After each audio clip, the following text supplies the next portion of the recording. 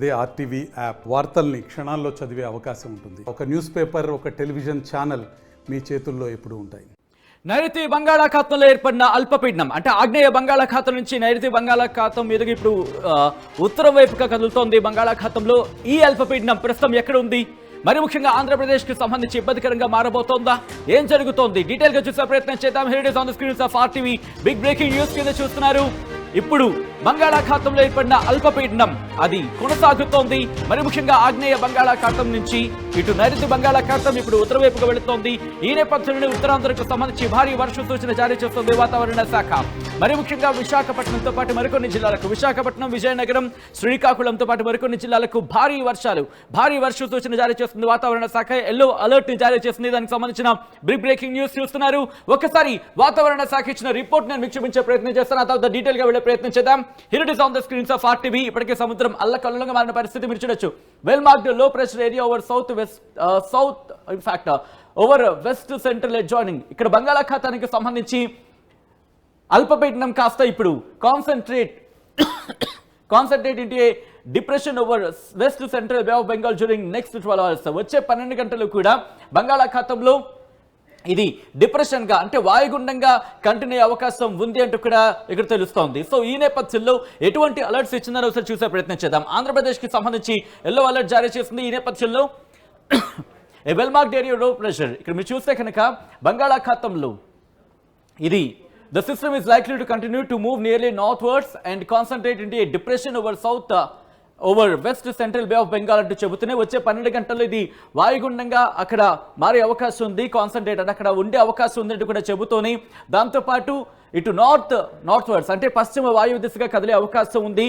ఇది డిప్రెషన్గా వచ్చే 24 గంటల్లో వాయుగుండంగా మారే అవకాశం ఉందంటూ కూడా వాతావరణ శాఖ చెప్పడం జరుగుతుంది. వచ్చే 24 గంటల్లో వాయుగుండంగా మారే అవకాశం ఉందని చెప్పి వాతావరణ శాఖ అంచనా వేయడం జరుగుతోంది. ఈ నేపథ్యంలోని ఇటు ఆంధ్రప్రదేశ్ కి సంబంధించి ఎల్లో అలర్ట్ జారీ చేస్తుంది. రేపటికి సంబంధించి మీరు చూడొచ్చు ఆర్టీవీ స్క్రీన్ మీద. ఇది 20వ తారీఖున మీరు చూస్తున్నారు. దాంతోపాటు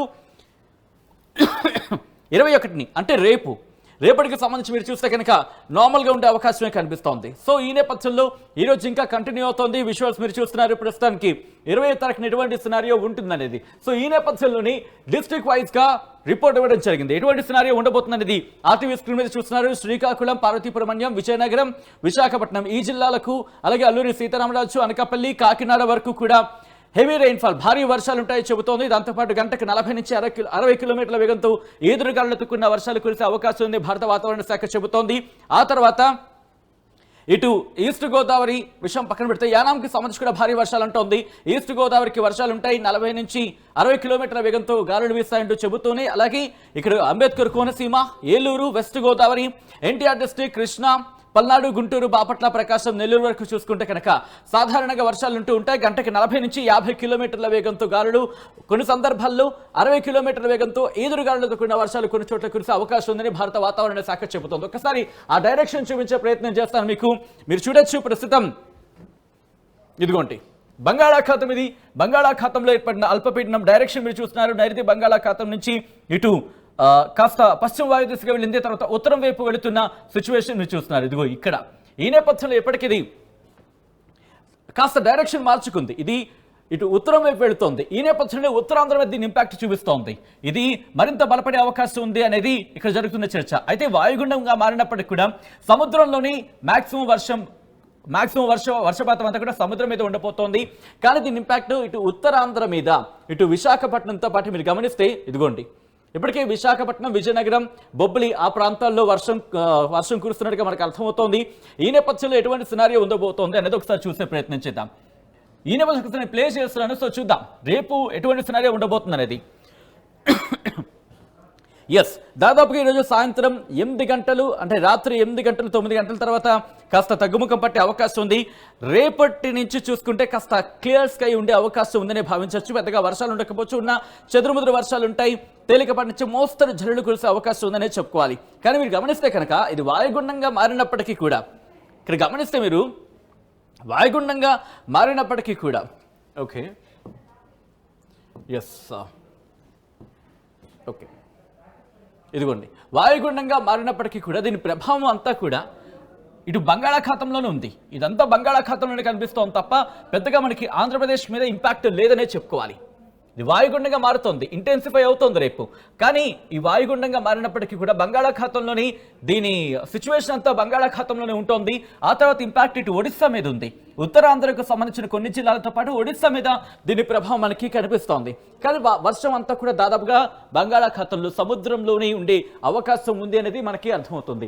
ఈ తర్వాత ఒకసారి విండికి వెళ్ళే ప్రయత్నం చేస్తున్నాను. విండి సాయంత్రం ఒకసారి చూసే ప్రయత్నం చేద్దాం. లో ప్రెషర్ ఉందా, లేకపోతే దీంతో పాటు డిప్రెషన్కి వెళ్ళే అవకాశం కనిపిస్తుందా? సో ఇవన్నీ కూడా ఒకసారి చూసే ప్రయత్నం చేద్దాం. ఇదిగో మీరు గమనిస్తే కనుక ఈరోజు కాస్త దీనికి ఆ పరిధి పెరిగిన సిచ్యువేషన్ మీరు చూస్తున్నారు. అంటే ఈ సిచ్యువేషన్ మీరు గమనిస్తే కనుక దీని పరిధి మీరు చూడొచ్చు. ఇటు కాకినాడ నుంచి దాదాపుగా మనకి ఆంధ్రప్రదేశ్ని కవర్ చేస్తూనే తిరుపతి వరకు కూడా ఈ సిచ్యువేషన్ ఉన్నప్పటికీ కూడా దీని ప్రభావం మాత్రం ఇది వాయుగుండంగా మారుతోంది. వాయుగుండంగా రేపు మారిన తర్వాత కూడా ఇంపాక్ట్ మనకి ఆంధ్రప్రదేశ్ మీద ఉండదు. ఉన్నా కూడా ఈరోజు దాదాపుగా మనకి రాత్రి 9 గంటల వరకు 10 గంటల వరకు ఉంటుంది. కొన్ని సందర్భాల్లో కాస్త వర్షపాతం నమోదే అవకాశం ఉంది. కొన్ని చోట్ల ఈదురుగాలులతో కూడిన వర్షాలు ఉండే అవకాశం ఉందనేది భారత వాతావరణ శాఖ అంచనా వేయడం జరుగుతోంది. ఆ తర్వాత నార్మలైజ్ అయ్యే సిచ్యువేషన్ కనిపిస్తుంది. సో ఈ నేపథ్యంలో ఒకసారి శాటిలైట్ ఇమేజ్ నేను మీకు చూపించే ప్రయత్నం చేస్తున్నాను. శాటిలైట్ ఇమేజ్ చూసే ప్రయత్నం చేస్తే కనుక మీరు గమనించవచ్చు ఒకసారి. ఇదిగోండి బంగాళాఖాతంలో సిచ్యువేషన్, ఆ ఇంపాక్ట్ మీరు ఇక్కడ నుంచి క్లియర్ కట్గా మనకు అర్థమవుతుంది. సో ఈ ఇమేజ్ చూస్తే మనకి క్లియర్ కట్గా అర్థమవుతుంది. దాదాపుగా ఈ ప్రభావం అంతా కూడా ఉత్తరాంధ్ర మీద మనకు కనిపిస్తోంది. ఆ ఇంపాక్ట్ ఇలా ఈ డైరెక్షన్లోకి వెళ్తోంది. ఏ డైరెక్షన్? దాదాపుగా మనకి ఉత్తరాంధ్రకు సంబంధించి ఉత్తరాంధ్ర మీదకి దాదాపుగా మనకు వెళ్తున్న సిచ్యువేషన్ మీరు గమనించవచ్చు. ఒకసారి డైరెక్షన్ చూపించే ప్రయత్నం చేస్తాను. చూస్తే కనుక ఇంపాక్ట్ మీరు చూడండి. ఇదిగోండి ఇటు ఉత్తరాంధ్ర మీద మనకి ఎక్కువగా కనిపిస్తుంది. ఉత్తరాంధ్రకి అలాగే ఇటు భువనేశ్వర్ ఒడిశాకు సంబంధించి అక్కడ మనకి ఇంపాక్ట్ అయితే ఉంది. ఇటు తమిళనాడు పూర్తిగా దాదాపుగా సేఫ్ అనే చెప్పుకోవాలి. రాయలసీమ మీద ఇంపాక్ట్ లేదు. రాయలసీమకి సంబంధించి కొన్ని ప్రాంతాల మీద ఉంటుంది. దక్షిణ కోస్తాంధ్ర మీద కాస్త కొన్ని ప్రాంతాల ఇంపాక్ట్ కనిపిస్తోంది. కానీ ఉత్తరాంధ్రకి సంబంధించి అంటే పార్వతీపురం మన్యం, దాంతోపాటు విశాఖపట్నం, విజయనగరం, శ్రీకాకుళం ఈ ప్రాంతాల మీద మనకు కనిపిస్తోంది భారత వాతావరణ శాఖ చెబుతున్న అంచనాల ప్రకారం. సో ఈ నేపథ్యంలోని ఒక్కసారి ఇదిగో దాని సిచ్యువేషన్ మీరు చూస్తే కనుక పరిస్థితి మనకి క్లియర్ కట్గా ఇక్కడ ఇమేజ్లో అర్థమవుతోంది. ఇది ఈ అల్పపీడనం రేపు మరింత బలపడబోతోంది. బలపడి వాయుగుండంగా మారబోతోంది.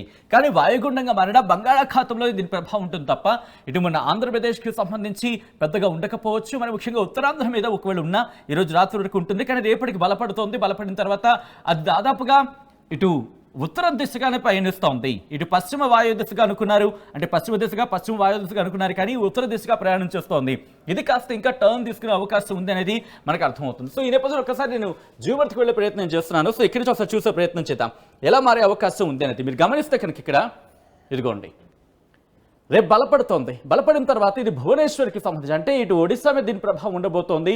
రేపటికి మనకి అంటే రేపు ఉదయం 4 గంటల 5 గంటల తర్వాత దాదాపుగా నార్మల్గా ఉండే అవకాశం ఉంది. కానీ ఇది బలపడుతోంది. రేపు బలపడినప్పటికీ దీని ప్రభావం మన ఆంధ్రప్రదేశ్ మీద ఉండదు. కాబట్టి సేఫ్ అనే చెప్పుకోవాలి. కానీ ఇంపాక్ట్ మాత్రం కొనసాగుతుంది. ఆ తర్వాత మీరు గమనిస్తే కనుక ఇలా ఒడిశా నుంచి వెస్ట్ బెంగాల్, బంగ్లాదేశ్ అటువైపు వెళ్ళిపోతుంది. అంటే ఉత్తరం వైపు ప్రయాణిస్తుంది. బలపడిన తర్వాత రేపు మళ్ళీ క్షీణించే అవకాశం, క్రమంగా బలహీనపడిన తర్వాత నార్మలైజ్ అయిపోతుంది సిచ్యువేషన్. ఆ తర్వాత ఇంట్రెస్టింగ్గా ఇంకొక అల్పపీడనం ఏర్పడే అవకాశం ఉందని కూడా చర్చ జరుగుతుంది. సో అటువంటి సినారియో ఏమైనా ఉందా అనేది ఒకసారి గమనించే ప్రయత్నం చేద్దాం. యాజ్ ఆఫ్ నౌ అయితే మాత్రం పెద్దగా మనకు కనిపించట్లేదు. ఎందుకంటే కొద్ది రోజుల క్రితం మనం మాట్లాడుకున్నప్పుడు గల్ఫ్ ఆఫ్ థాయిలాండ్ ఇక్కడ ఒక అల్పపీడనం కావచ్చు, వాయుగుండం కావచ్చు, ఇటువంటి సినారియో ఒకటి ఉంది అంటూ కూడా ఒక చర్చ జరిగింది. కానీ యాజ్ ఆఫ్ నో చూసుకుంటే కనుక ప్రస్తుతం అటువంటి పరిస్థితులు ఏం లేవు. ఉన్నదల్లా ఇదొక్కటి పేంజల్ తుఫాన్తో ఒక అల్పపీడనం ఏర్పడింది. అల్పపీడనం తర్వాత ప్రస్తుతం ఈ అల్పపీడనానికి సంబంధించి మాత్రమే ప్రభావం మనకు కనిపిస్తోంది. ఈ ప్రభావం ఒక విధంగా చెప్పాలంటే దాదాపుగా సేఫ్ మోడ్లోకి వెళ్ళిపోయామని చెప్పుకోవచ్చు. ఎందుకంటే కనుక అంతగా మనం ఊహించినంత పెను ప్రభావం అయితే లేదు. ఎందుకంటే ఇక్కడ గాలుల ప్రభావం దాదాపుగా ఉత్తరం వైపు వెళ్ళిపోతుంది. ఇది పశ్చిమ దిశగా అనుకున్నారు. మొట్టమొదటిగా ఒక్కసారి నేను చెప్పే ప్రయత్నం చేస్తాను. ఇది ఎప్పుడైతే ఆగ్నేయ బంగాళాఖాతంలో ప్రారంభమైందో ఆ తర్వాత నైరుతి వైపు అంటే దాదాపుకి మనకి పశ్చిమ వైపు కదులుతూ శ్రీలంక మీదకి వచ్చిన సిచ్యువేషన్ చూసాం. ఆ తర్వాత కాస్త తమిళనాడు మీద ఉంటుంది అనుకున్నాం. ఆ తర్వాత పశ్చిమ వాయు దిశగా కదిలింది. ఆ తర్వాత వాయు దిశగా కదిలిన సిచ్యువేషన్ ఇప్పుడు ఉత్తర దిశగా వెళ్తోంది. సో ఇలా డిఫరెంట్ టర్న్స్ తీసుకునే నేపథ్యంలో దాదాపుగా మనకి 22వ తారీఖుకి పూర్తిగా ఇది బలహీనపడే అవకాశం అయితే మాత్రం కనిపిస్తుంది. సో ఈ నేపథ్యంలో వాతావరణ శాఖ అధికారుల అంచనాలేంటి, వాతావరణ శాఖ అధికారులు ఏమంటున్నారు, ఏ మేరకు ఇంపాక్ట్ ఉండే అవకాశం ఉంది? భారత వాతావరణ శాఖ అధికారులతో ఆర్టీవీ మాట్లాడింది. మా ప్రతినిధి వర్మ భారత వాతావరణ శాఖ అధికారులతో మాట్లాడడం జరిగింది. వాళ్ళు ఏమంటున్నారు ఇప్పుడు చూద్దాం.